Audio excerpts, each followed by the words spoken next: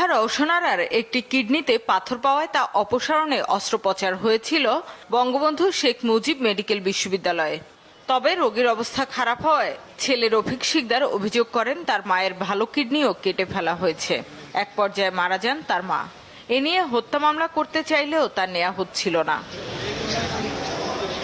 অবশেষে 2 বছর পরে গত 27 নভেম্বর নেওয়া হয় মামলা, যা তদন্তে জাতীয় মানবাধিকার কমিশনের 2 সদস্য আসেন বিএসএমএমইউতে। দীর্ঘ সময় নিয়ে তথ্য সংগ্রহ করেন তারা। এরপর গণমাধ্যম কর্মীরা জানতে চান দীর্ঘ সময় পেরুলেও অভিযুক্ত চিকিৎসকরা কিভাবে অফিস করছেন, যদিও এই প্রশ্নের কোনো সদুত্তর দেননি হাসপাতালটির পরিচালক। কি কি দোষ ত্রুটি আছে, আদৌ আছে কিনা সেগুলো আমরা বের করার চেষ্টা করেছি এবং বের করে আমরা যা কিছু পেয়েছি তার আলোকে আমরা কিছু কার্যক্রম প্রক্রিয়াধীন রেখেছি। তারা আমাদের এখানে বর্তমানে নাই।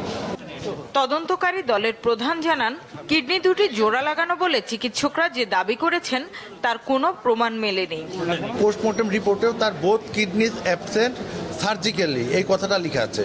আর ওরা যেটা ডিফেন্স নিচ্ছে যে হর্ষ কিডনি যেটা বলতে চায় সেটার কোনো ক্লিনিক্যাল টেস্টের রিপোর্ট কিন্তু আমরা পাইনি। সাধারণভাবে ধরে নেওয়া হবে যে এগুলো নর্মাল কিডনি, কারণ পুরাতন অন্তত 10 থেকে 15টা প্যাথোলজিক্যাল বিভিন্ন সময় রিপোর্ট যেগুলো পেয়েছি সেটার কোথাও হর্ষ কিডনির কথা উল্লেখ নেই। পুলিশ বলছে মামলাটিকে সর্বোচ্চ গুরুত্ব দিয়ে তদন্ত চলছে।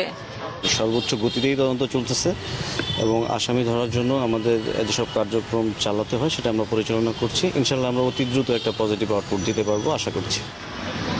শামীমা সুলতানা, চ্যানেল 24, ঢাকা।